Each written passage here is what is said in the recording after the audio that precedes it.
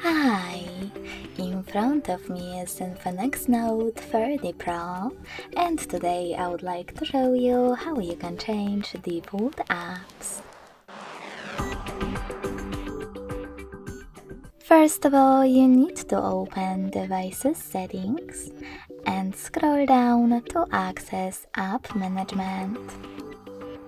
Following that, tap on Default Apps and click on one of those sections. In my case, Browser app. Now you need to tap on your new app in order to apply it. And go back.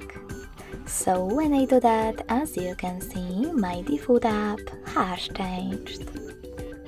Thanks so much for watching. If you enjoyed this video, don't forget to leave a like, comment, and subscribe. Bye!